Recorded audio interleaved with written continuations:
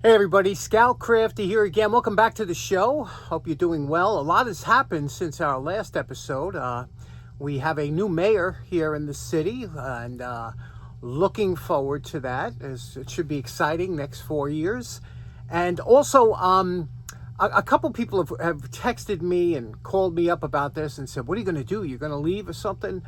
I have to tell you, I've been in my location. As some of you might know, I've lived here my entire life in this home, and it's very hard to pick up roots and leave, and especially with me, a big problem is the animals I have here. Not just my 6 cats that were born here during COVID, but I also have pigeons that I've had for years, and I got these pigeons. Mostly they were injured and people brought them to me because they know that I raised pigeons. And so I got my pigeons here, and they don't move very well. If you bring them somewhere else, they'll fly back here, and they fly every day. I let them out to fly, and also I have my raccoons. It was funny because the last episode, a lot of you saw that one raccoon that I didn't even see in the corner of the picture there. I didn't even see him when I was demonstrating that railroad light from Joe, and yeah, I've had raccoons that were born here, and I have have about 5 or 6 of them that they get fed every day, and they look for me. And then, of course, my possums. Oh my God, I love my possums. They started off, I got 2 babies this year, first time. Usually I have like one just wander into the property, but now I had 2 babies that I raised, and look how good looking this guy is. Is that not the best looking possum you've seen in a long time? So I love them. And then I have, my birds, my squirrels. I have everything that comes here. It's a sanctuary. So it's hard to pick up and leave, because how do you bring them, I mean, I can't bring the raccoons. I like to bring the possums. I can't bring them. What are you going to do? So I feel bad leaving them. But other than that, it's tough. It's tough to pick up and move. But we'll have to see what happens. But anyway, we have a good show, hopefully planned for you today. A lot of mix and match, so bear with me and let's see what we can throw together today. Okay, next up, I remember last week when Joe and Kasha Parton sent this beautiful Schwinn tire gauge over. I showed it last week. A couple viewers, and this is what I love so much about the comment section, a couple viewers, David Spinney and 91Z50, said that this tire gauge here on the barrel that goes up and down, I don't know if I showed you the increments of the pounds, you see, and over here, pounds, and if you unscrew this top knurled section, it's a Schrader valve wrench. And let me show you. Unscrew it like this, and there it is. That's the Schrader valve. It's a Schrader valve tool. It'll take the little Schrader valve out of the valve housing in your tire, and that's always great to have. How cool is that? I didn't even know that. So thanks guys for letting me know that. Really appreciate it. Okay, next up, I thought we'd work on this Polymer. Interesting hammer. It is what I call a dual or double peen, because I've never seen one before. If the back looks like this, it's called a cross peen, and it has a flat front. If the back looks like this, it's called a straight peen, has a flat front. This one has a combination of the two. Now, a couple things about this hammer. First of all, it's a little bit loose. Okay, now normally you would put another wedge. It's already got a wedge in there, and you put one crossways, but this is a metal wedge in there, so you can't put another one crossways because that's in there. So unfortunately, we might have to, I hate to rehandle it, take a handle off and put it back on, but I can't stand a loose head. It bothers me. And this swell looks a little bit large, and I'll talk about that in a minute. Let's get this head off here. Now, removing a head from a hammer to use the same handle again is always a pain, okay? But this is a metal wedge, and normally you could take this to the dake and just push it through, but the wedge in there. So we want to remove that wedge before we do any pressing of this out of there or banging it out, whatever you might want to do. So you have to drill a small hole on each side of that wedge and get your vice grips in there and wiggle that wedge out. It's always a pain, but seems like that's the only way you can do it. Now, this is a 2-step process. Step 1, take a I drill just about 3/8 of an inch and just make 2 small indentations on each side of that metal wedge. That's step number 1. Step number 2, take a smaller drill bit, maybe 3/32 or something, and go in at an angle like this and like that on both sides, like this, like that. Now you've created a little gripping point, you see there, that you can get your, and this is where they come in real handy, a pair of vice grips will get in there and grip onto that. Once that's gripped onto that wedge, you'll wiggle it out until it comes out. Now, I can't stress enough that you have to wiggle it back and forth, back and forth. You'll see it's starting to work its way out. I don't know how deep that wedge is, but you see it's starting to come out? You see it? And, oh, there it is. There she goes. That's the only way I found to successfully get out one of these wedges. Now that wedge is out, now if you think that hole is deep, it's not. Let me show you how deep that hole is that I drilled there.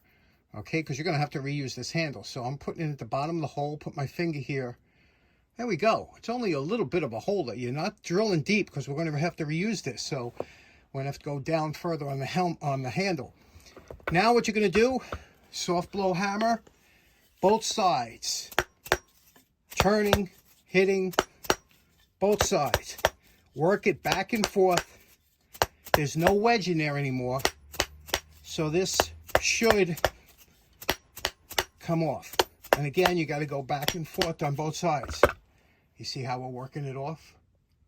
And then it'll come right out. Okay, now that we have the head off, we're going to examine the head. I want to show you something here. On the bottom of the head here, you'll notice that there's a step. Now, I don't know if it's showing up on camera. Let me put the light on the camera on. Okay, there we go. We have the light. I hope that's showing up. But if you notice, there's a little step here. You see that? It's a step here and it goes around. And this one's not as pronounced on this side, but this side's definite. This is a poor forging, okay? That should be a smooth transition because you want that to go down onto the hammer handle.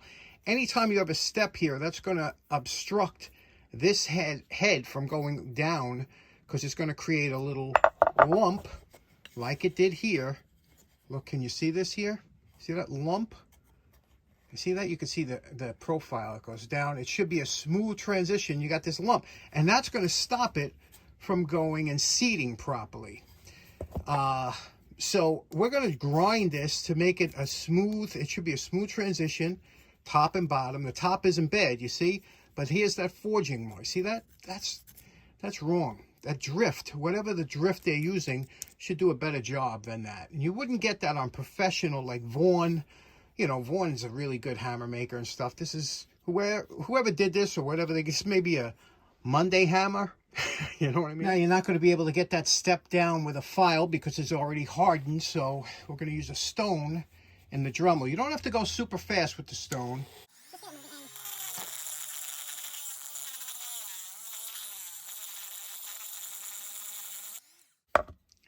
Now you see how we're transitioning that.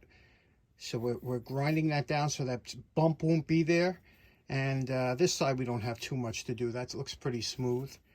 And a little bit on the top there. But you see how that works? Okay, there we go. You see how we eliminated that step? It's a smooth transition now. You don't feel anything. It's just going straight up. That's what you want. Now we could work on the outside. Now, normally you'll see me do a wire brush and a post-wire brush evaluation, but we're just going to hit this right with the coarse flap sander, get through this grudge and grime, and do it real quick.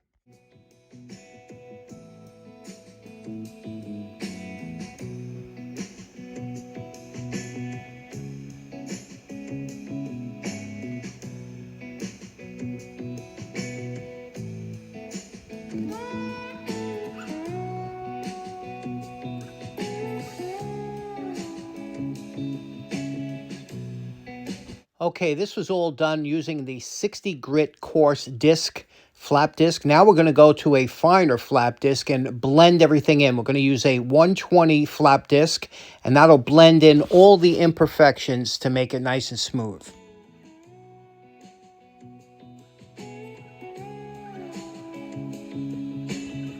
Okay, now we're very happy with the shape of the head now. We have to work on the edges. Anytime you remove material, you're always going to leave a sharp edge. And to get rid of that, we're going to put a small bevel.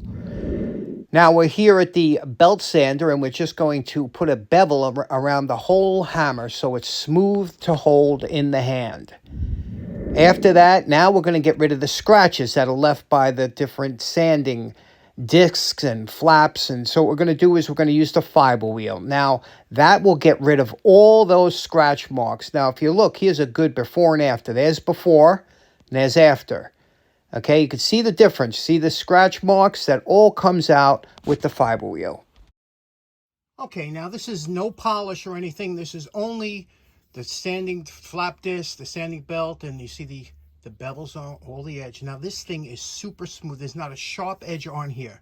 No sharp edges here to cut, grab. You couldn't scratch yourself with this. Everything is buffed out. It's something like you want to put in your pocket just to carry around. It's just like that. Now we can fit the handle. We could do our polishing later on, but there we go. Now for the handle, I'm going to use a wood wedge. Remember, we got to come down a little bit because we took off that little bit of wood there. We got to come down at least a half an inch. So this is a little bit excessive, that swell. A handle swell shouldn't be that excessive because you want it to kind of plant down gently on here. It should match the taper of your hole here, okay? And that is too abrupt of a shoulder. So we're going to narrow that, going to bring that shoulder down, make it a little bit more pleasing to the eye also, so that hammer wedges tightly down against there and the handle. And then we'll cut off the top later on, but we're going to get it down deeper. Now I'm going to put a saw kerf in here. See, that was only the metal wedge. We're going to cut a saw kerf in here and drill a hole so that split can't further travel down the handle. And we'll scrape it and get started. There we go. That's the hole there to stop the splitting. We're going to have this hammer come down about here. So we're going to have to take this to the belt sander and remove a lot of this material around here so that this hammer head slides down, further down on here. Plus, we're going to narrow this a little bit. It's a little bit too wide. Okay, here's our first dry fit. You can see here we brought it down. Remember, we got to come down about a little bit more than that because we're going to bang this wedge it. But we're just getting a fit now. We look at the bottom and we see where there's any gaps. Now, we see it's a little tight over here. So we'll make a pencil mark here. We see it's a little tight, mostly on the corners. A little tight over here, make a pencil mark there. So we know where to sand when we get to the sanding block. Okay, wherever it's tight, we'll do that. And then we look at here. And this end's got to come down a little bit. So we put a little notch here, which means we'll bring these lines down a little further. Let's go back to the sand. Okay, we're happy with that fit. We have it lined up here and tight around the bottom. So now we got to put a wedge in. You see how we have that sticking up above those drill marks I made? And you see how we took this down? We'll take more down when we do the handle. But first you want to make sure you seat the head before you start screwing up the handle, you know. We'll sand it down with the head on there. So let's make a wedge and put that in there. Now, I've been making my hammer wedges out of this piece of poplar. It started off as about 2 feet long, a thick piece of poplar that I did a project with. And I've been cutting. What you have to do is cut. Make sure your grain goes this way and cut a nice piece of poplar out. And same width here. And we'll see the width and we'll knock that right in. Put a little glue on there. Some people don't use glue, some people use lens, whatever, just a little bit of lubricant to get that down. Okay, we're very happy with this. You can see the handle is nice and tight all the way around the bottom, no gaps. We did the top, we put a steel wedge in to hold the other wedge in, but it also takes up any gap from front to rear. We're happy with the way it's handled. Now we just got to finish the handle, and we'll scrape this all down and work on that. Okay, there we go. That's about 5 minutes with the razor blade. Gives you a nice scraped finish. We'll go over it with a little sandpaper because we do plan on putting a stain on here or something. But what do you think so far? Now the handle's all sanded, ready for some finish. What I'm going to do, I have something a little different planned. I want to put some amber shellac. Okay, now there's 2 types of shellac, or more than 2, but you can make an amber shellac by adding a darker flake, and usually I use a clear shellac. This is amber, and it has a slight yellowish to it, and that's what I want for here. And I'm hoping to put some red on the handle, but let's apply this. Now you know my favorite part. Remember what this hammer looked like before we started. Okay, I don't know if I'm finished with this yet. I wasn't crazy about the pure all silver head because it really has no defining marks that, but you know, it came out nice and everything. But here's the handle, and I wanted to show you this a little bit something different that I did on this handle. I just thought I would throw it out there to keep in your bag of tricks. You know, this is it's a beautiful green. It don't show up as dark on the film for some reason, or the video, as it is in person. But this is a beautiful emerald, dark emerald green, and over that shellac, that amber shellac, and I just think it looks beautiful, doesn't it, that handle? Now, how I accomplished this is, and you can see the grain through there. You see the grain?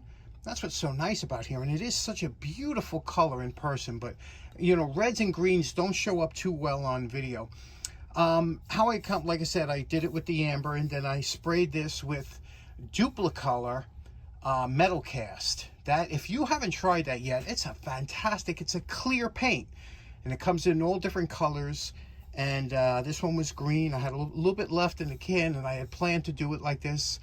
I just love that green and amber look. What do you think about that? Something, like I said, to keep in your bag of tricks. We'll call this one done for now until I decide I want to do something maybe with the head.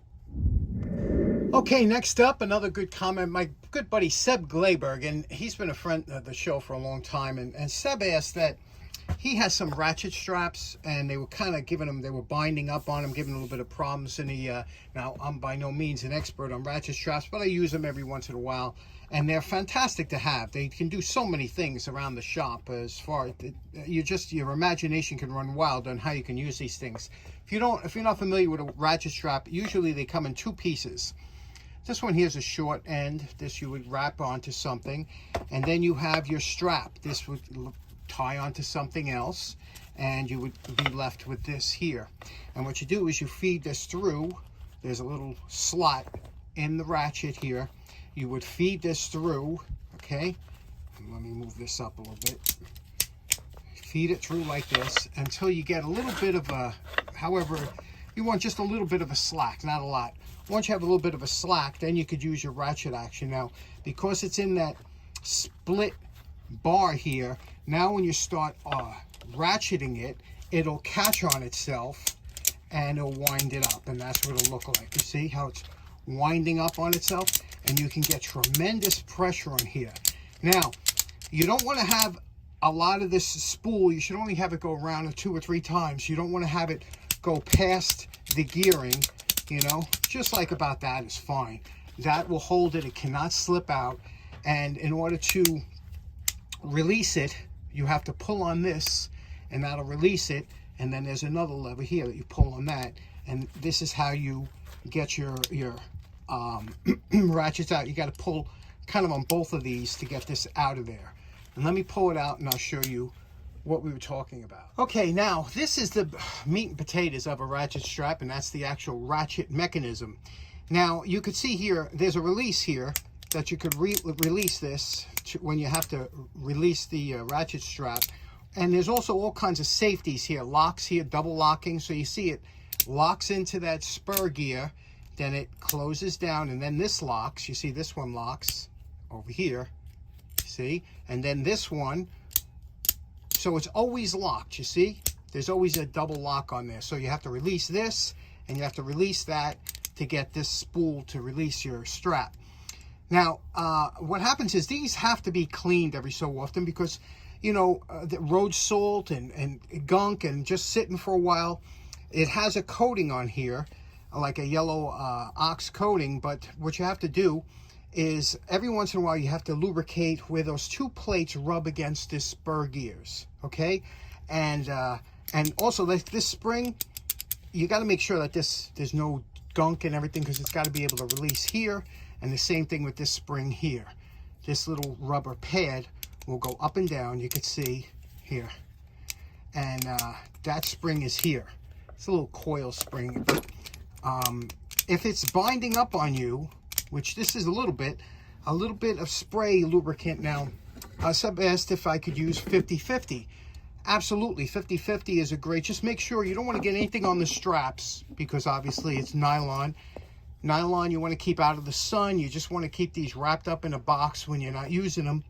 But a little bit of lubricant, now the 50-50, the acetone, half automatic transmission fluid. The acetone will dry off, leaving just a small coating of automatic transmission fluid in there. And that's a great lubricant to put in there. But you got to keep these clean. And sometimes you have to work them because, like I said, they get bound up. So just some lubricant in those spur gears. Let me show you. 50-50, we shook it up. You always have to shake it before you use it. And if you notice, a little spray in there, a little spray in there. You don't need a lot, because when you work it, when you start working it back and forth, it'll go around. And you can see how smooth this is already just from that one quick spray. And that's all you need. And if you have any rust or anything over here, take it to the wire brush and put a little lubricant there. But, you know, that's all you need normally, is a little spray between there, and then just wipe it dry and store it, like I said, in a box, not in the sunlight. I want to talk about money for a minute, and that's because I've always found it interesting, especially when you look really close at some of the things that money has to stop counterfeiting, like this blue ribbon that runs through here, and these holograms over here. And if you look real close, it says 100 within the hundreds, and there's a Liberty Bell in here, and in that inkwell, and it shows up under different colors when you change it. There's a whole bunch of things to stop counterfeiting. When you lift this up to the light, you could see Benjamin Franklin, fantastic guy. You could see him in there. But what I found interesting is that in Europe and a lot of other countries, they have what's known as a polymer note. Now, I did this for size comparison, and you can see the difference for the bill we're going to talk about. It's funny, we refer to this as paper currency, but it's not paper, it's more of a cloth. It's a 25% linen and 75% cotton is what makes up our bills, and they're quite durable. And they even have red and blue fibers that run through here to stop, and there's only one place that makes them. It's very intricate, but the polymer currency, this is a £5 note from the UK, and that's Queen Elizabeth II and Winston Churchill on the back. And this is a polymer note, and you see it also has all kinds of anti-counterfeiting measures, like these holograms in here. If you look real close, and you can see how the color bends through it, and you can see this is clear through here, and again the hologram through there. You see, do you see her face? You can see, there you go. Can you see that? And that's pretty interesting. And also the durability. Now, these bills are supposed to last much longer than paper or material bills that we use elsewhere, because you can crunch this up. It doesn't fold. It doesn't hold. It's supposed to be very clean to use, because bacteria doesn't stick to it because of the polymer. It stays cleaner.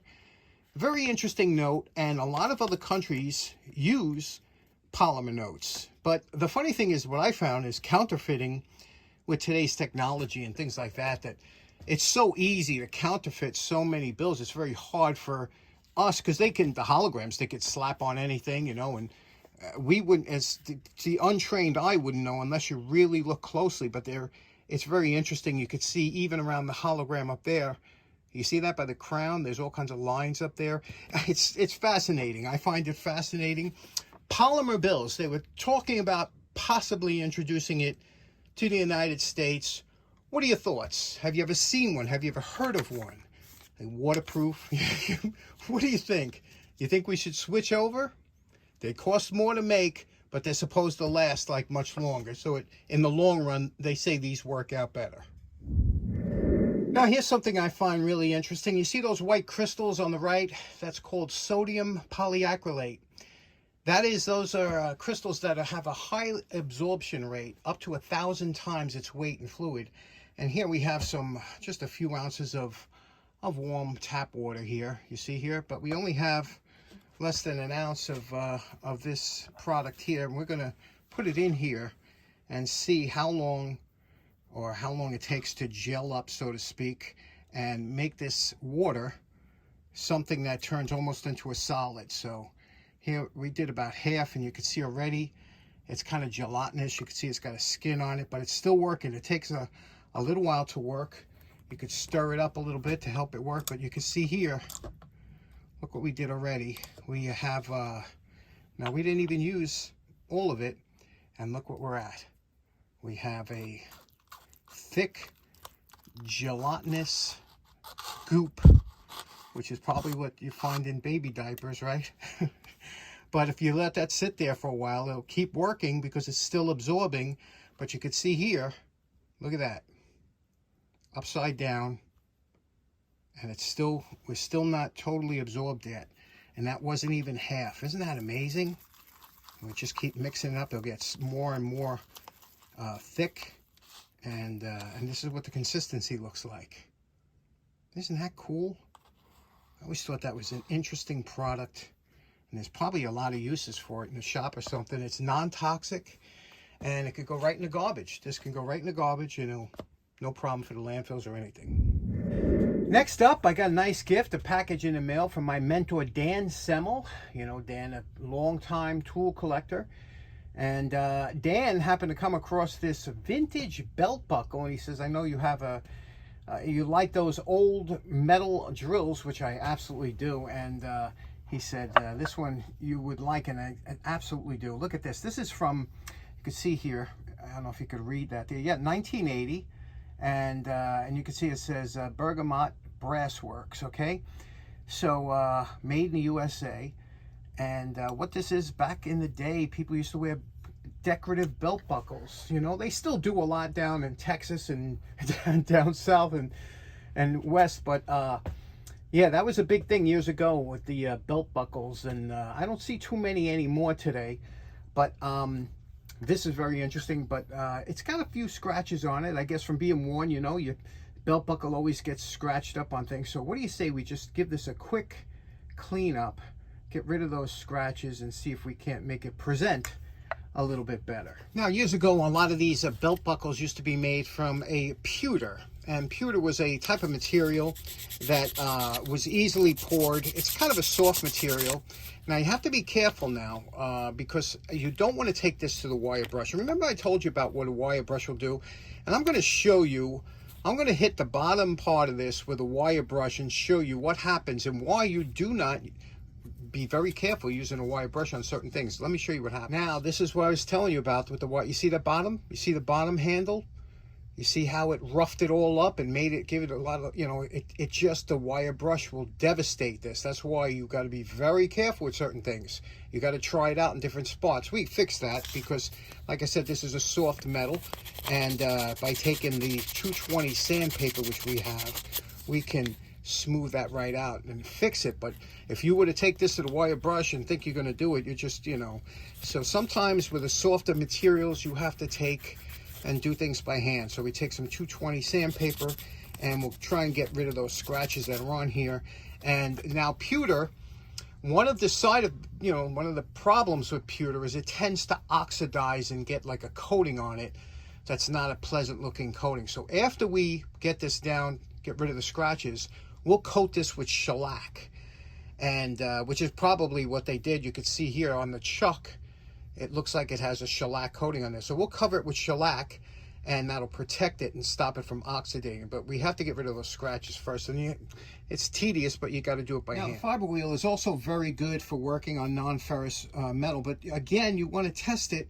So we'll test it out at the very bottom here. I'll show you what it looks like. Here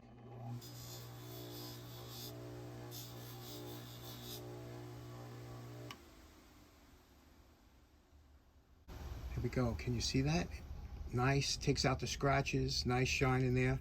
You won't be able to get into those cracks there. You got to do that by hand, but you can get the main body with the fiber wheel. Okay, now we've replaced the big scratches with, you know, finer scratches, but we got rid of it and got it nice. Now what we're going to do is we're going to take some Mother's mag polish, okay, and we're going to, and a damp terry cloth piece of rag, and we're going to polish that out to get those minor scratches out. We don't want to make it into a mirror, but we just want to get that presentable. Now, when you're polishing this, you'll bring up some metal. That's always what happens, but you're starting to just lessen those scratches. Now, the reason I'm using this is because, like I said, it won't bring it to a mirror finish, but it'll leave some minor scratches because there is an abrasive in here, but it's not a very fine abrasive to make it into a mirror. Now, once we get that done, we'll buff it out with a dry cloth or paper towel here. And as you can see, again, you're bringing up the metal, you'll see, and just work it back and forth. And it'll look very much like an original drill. would have looked, you know, with that sheen to it. And the black will highlight some of the areas there. So see how that's coming? And we'll do the rest. Now you remember what it looked like before we started. And we're calling this project done. Now for me, this is the finish that I like. And I just put a coat of wax after the polish because this is going to be in my drawer upstairs. But if you were going to wear this, this is the point. You'd have to wipe it down with denatured alcohol and then put a coat of shellac on it, and that would help stop it. This will be in the drawer and it really won't get, what do you think? It looks beautiful, huh? What a nice carving, whoever did that original design. Okay, so in closing, a lot of fun down the shop today. We touched on a few different things. Hope you enjoyed that. And special thanks to Dan for that great belt buckle. Also, a special announcement starting December, which is coming up very quickly. We'll be going back to the 3 episodes a week, shorter episodes, but 3 a week. So I know a lot of you enjoyed that format. Some of you like the longer format. I know it's a difficult thing. The only thing that's keeping me away from the longer format is I know a lot of you are stubborn and don't have the YouTube Premium, and you're getting banged with commercials. That's what you tell me. So the shorter videos don't have as many, and you know, so we'll put 3 videos out a week. We'll see how that works out for the winter. So starting next month, I hope you have a great day. We'll see you again next week. Take care now.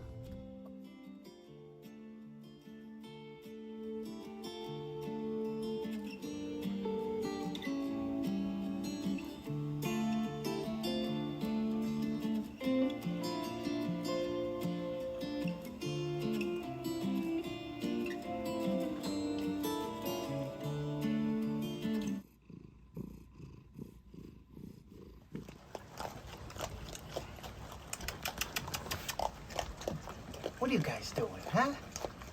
Were you hungry? Are you hungry?